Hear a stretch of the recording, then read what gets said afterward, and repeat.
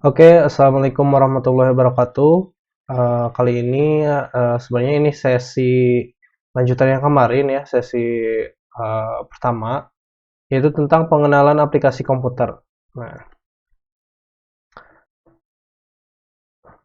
oke, di sini kita akan pelajari pengenalan aplikasi komputer. Yang pertama, nah di sini definisi dan komponen komputer. Oke, materi yang pertama yaitu tentang definisi dan komponen komputer. Nah, komponen komputer ada di mana-mana ya. Baik itu kita ada di laptop, ada di sekolah, ada di rumah, ada di kantor, ada semuanya. Semuanya adalah kumpulan dari komponen-komponen komputer. Nah, apa komputer itu? Nah, istilah komputer diambil dari bahasa Latin yaitu computare yang berarti menghitung ya. Jadi komputer itu istilahnya menghitung lah pokoknya. Nah, komputer adalah peralatan elektronik beroperasi di bawah perintah-perintah yang tersimpan di dalam memorinya. Oke, di sini ada siklus pemrosesan informasi ya. Di mana yang pertama dapat menerima data input. Nah, ini istilahnya pemrosesan informasi di dalam komputer ya. Nah, dapat menerima data input, lalu data input tersebut masuk lalu diproses. Nah, setelah diproses lalu menghasilkan informasi yaitu output gitu. Itu dasarnya ya. Nah, terus kemudian ada juga di sini contohnya ya, dari data ya. Komputer memproses data menjadi informasi ya. Komputer memproses data menjadi sebuah informasi. Data adalah jadi memproses data menjadi informasi. Nah, data tersebut apa sih? Nah, data adalah kumpulan item-item yang belum diproses, dapat berupa teks, angka, gambar, ya, audio, dan video. Jadi teman-teman suka melihat video, audio, nah itu sebuah data yang belum diolah. Jadi data-data tersebut masih acak gitu. Nah, lalu diproses lah gitu. Nah, diproses menjadi sebuah informasi. Nah, informasi tersendiri yaitu merupakan hasil pengolahan data sehingga mempunyai arti bagi penggunanya gitu ya. Jadi teman-teman harus bisa membedakan antara data dan informasi. Kalau misalnya data itu misalnya ya angka-angka teks misalnya ini A, P, A gitu ya. Kalau misalnya diproses lalu disatukan menjadi sebuah informasi. Kalau misalnya apakah doang misalnya.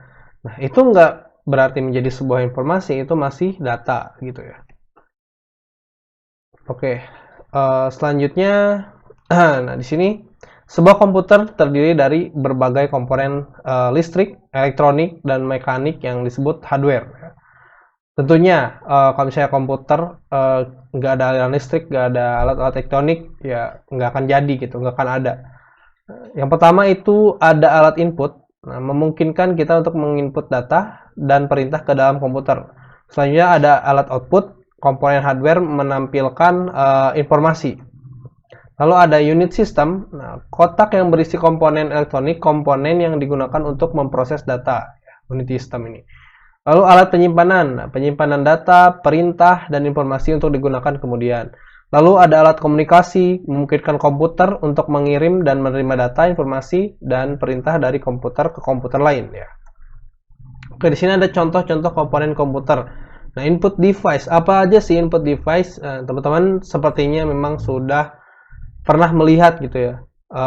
Pernah melihat juga, misalnya di sini ada scanner, ada mikrofon, ada webcam, ada mouse, ada keyboard, ya. Jadi ini alat-alat yang familiar ya, yang mungkin teman-teman sudah pernah mencobanya ataupun melihatnya ataupun mempraktekannya mungkin gitu.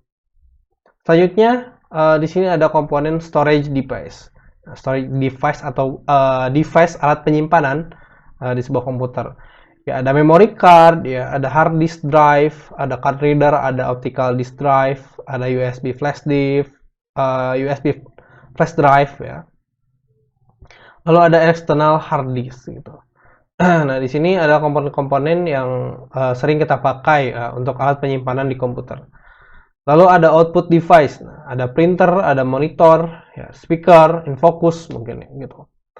Jadi banyak sekali ya. Jadi teman-teman bisa membedakan lah gitu. Mana input, mana proses, mana output di dalam komponen-komponen komputer. Lalu satu lagi ada communication device. Nah, yaitu modem ya. Ini untuk networking. Nah, teman-teman Mungkin di semester berikutnya akan belajar networking ya untuk lebih mendalam. Lalu apa sih kelebihan dan kelemahan penggunaan komputer? Nah, di sini teman-teman bisa lihat ya, kelebihan ada 5, kurang ada 5 ya, antara lainnya. Mungkin ada juga beberapa tambahan gitu ya, tapi yang lebih sering digunakan ataupun dilihat ataupun dirasakan oleh kita yaitu seperti ini ya. Yang pertama, kelebihan menggunakan komputer, yaitu kecepatan tentunya. Komputer memproses miliaran atau triliunan operasi dalam 1 detik ya, teman-teman. Bayangkan, kalau misalnya nggak ada komputer, ya akan susah gitu ya. Jadi lambat lah gitu. Misalnya kita mau membuat suatu rumus atau menghitung suatu rumus di Excel gitu. Kalau misalnya kita nggak ada komputer ya manual gitu, ya ngotret gitu ya. Nah, terus kepercayaan ya. Komponen elektronik komputer dapat diandalkan dan dipercaya karena jarang terjadi kerusakan ya. Percayaan. Jadi ya bayangkanlah komputer mungkin teman-teman beli laptop itu bisa sampai 5 sampai 6 tahun gitu ya. Bisa ganti spare part juga kalau misalnya ada kerusakan, tapi memang jarang gitu. Jarang terjadi kerusakan yang rentan gitu. Ya, jadi bisa dipercayalah. Lalu konsistensi. Nah, komputer menghasilkan hasil yang bebas kesalahan ya, asalkan input dan perintah bekerja dengan benar. Tentunya karena tadi komputer itu menghitung ya, dan menghitung itu istilahnya matematika, itu ilmu pasti. Jadi pastinya teman-teman komputer itu konsisten ya menghitungnya gitu. Jadi seperti ilmu matematika. Jadi kalau misalnya kita inputnya benar ya pasti perintah yang dijalankannya juga akan benar gitu. Sebaliknya kalau misalnya teman-teman salah, itu akan menjadi salah. Lalu di sini ada penyimpanan. Nah, komputer menyimpan jumlah data yang banyak dan tersedia untuk diproses kapanpun dibutuhkan. Sampai saat ini penyimpanan di komputer sampai bertera-terabyte mungkin ya, ada hexabyte atau yang banyak gitu ya sampai sekarang untuk penyimpanan di komputer. Nah, bayangkan kalau misalnya teman-teman cuma memakai suatu alat penyimpanan, ya pokoknya mustahil lah gitu ya kalau misalnya kita tanpa ada perangkat komputer. Nah, terus ada komunikasi. Nah, komputer bisa berkomunikasi dengan komputer lain. Tentunya sekarang sudah ada networking ya, jaringan, sosial media dan lain sebagainya sudah sangat gampang sekali sekarang. Lalu kelemahan menggunakan komputer. Nah, pelanggaran kerahasiaan pribadi. Inilah ya. Bila perlindungan tidak memadai, akan ada pelanggaran kerahasiaan pribadi dan pencurian identitas yang tersimpan dalam komputer ya. Tentunya ada kelemahan ya di dalam komputer gitu. Semua data kita disimpan dalam komputer, otomatis rentan juga gitu. Bisa terhentak terhadap hacker ataupun cracker yang lain sebagainya. Dari data pribadi kita, kredit card, hal-hal penting lainnya itu bisa aja direnggut oleh orang lain gitu ya. Nah, terus ada dampak terhadap tenaga kerja. Nah, dalam industri komputer menggantikan keahlian jutaan pekerja. Bayangkan aja kalau misalnya eh nantinya bisa diprogram menggunakan komputer ya. Contohnya kalau misalnya kita kasir misalnya. Nah, biasanya kalau misalnya kasir ataupun tiket, nah itu sudah bisa digunakan atau menggunakan aplikasi komputer gitu ya. Jadi nggak perlu tenaga kerja lagi gitu. Nah itu juga dampaknya sih ya terhadap terhadap dunia industri gitu.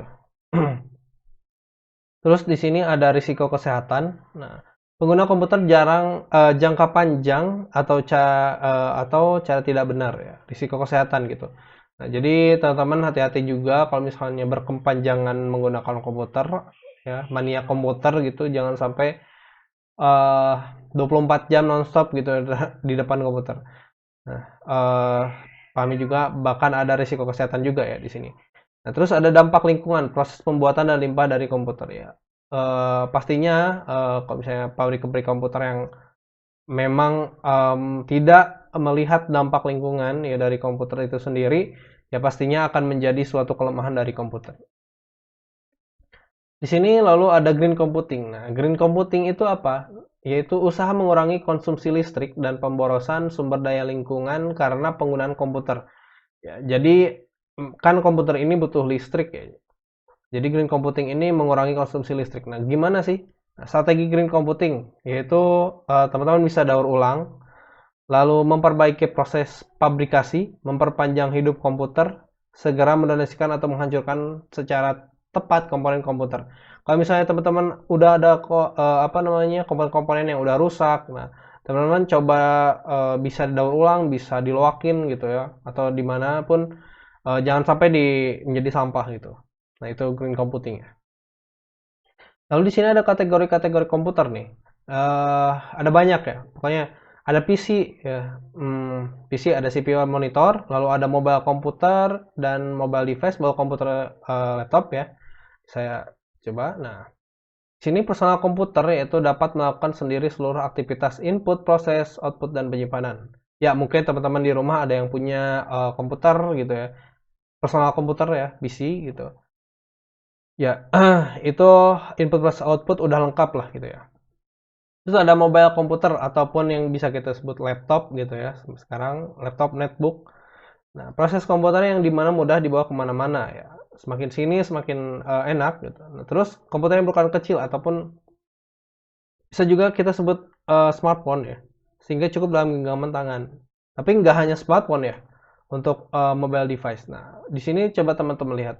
Mobile komputer itu ada netbook komputer, ada tablet PC, ada e-book reader, ada handler komputer. Ya mungkin lain sebagainya teman-teman belum pernah mencoba, mungkin hanya notebook komputer ataupun laptop. Lalu di sini ada mobile device, portable media player, ada digital kamera, smartphone dan PDA. Nah, digital kamera juga termasuk mobile device teman-teman. Gitu ya. Jadi di dalamnya memang udah ada komputer gitu. Terus di sini ada game console ya, mobile computing yang didesain untuk bermain video game. Contohnya PS5, Xbox, apalagi Nintendo Switch dan lain sebagainya. Gitu. Lalu ada server. Server mengontrol akses terhadap hardware, software, dan sumber daya lain pada suatu jaringan, memberikan area penyimpanan terpusat untuk program data informasi. Nah, untuk server ini yaitu semua penyimpanan gitu ya, baik program data informasi semuanya disatukan dalam satu server.